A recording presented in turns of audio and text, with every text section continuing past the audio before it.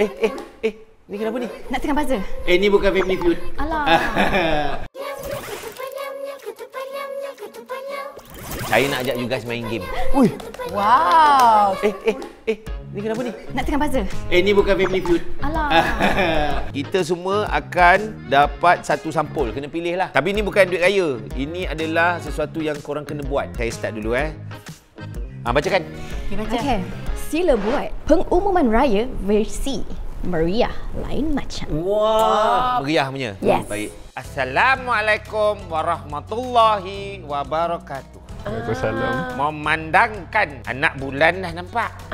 Besok kita raya. Hati-hati jalan raya. Jangan main mengocon. Ingat orang tua. Dah macam tazkirah malam Jumaat lah pula. Yolah. Cakap pasal tazkirah malam Jumaat dekat Astro ni. Raya-raya ni bukan semua hiburan. Tazkirah malam Jumaat pun ada. Betul. Itu jangan dilupa. Jangan dilupa. Okey, Han pula. Ya saya. Okey. Saya. Han, jom. Andai kata raya anda kosong, tiada kawan, tiada keluarga, anda nak sambut macam mana? Pagi saya pergi masjid negara dulu. Sebab saya seorang kan, saya lah jadi imam. Tapi tak ada makmum, sedih. Tak apalah nak macam mana. Yang penting kita buat dulu. Betul, yang tu yang penting. Lepas tu saya akan pergi pasar raya. Saya akan beli, tak adalah beli. Tak adalah, beli ambil je lah, dah tak ada orang. Saya ambil semua. Semua stok-stok raya semua saya ambil. Seorang je lah yang makan kat rumah tu. Allah, sedih. Macam ada satu cerita Syafiq Yusof. Cerita desolasi. Desolasi. Oh, yang dia seorang gitu. Kita ke siapa dulu? Kak Era. Kak Era dulu Okeylah, yang muda dulu. Yang muda dulu ambil. Let's go. Pink lah. Apa pesanan atau ayat yang akak pernah dapat yang akak ingat sampai hari ini? Dan ayat tu memberi kesan. Ada tak? Ayat ni berbunyi, kalau kita tak boleh nak tolerate, kita belajar communicate. Deep. Deep kan? Amazing. Orang tak boleh tolerate kan? Give up. Ya. Communicate more. Kalau korang suka quote-quote macam ni boleh tengok kat mana? borak sini. Lah program dia. Yalah, kita salah seorang host setiap Selasa sampai Jumaat jam 11 pagi.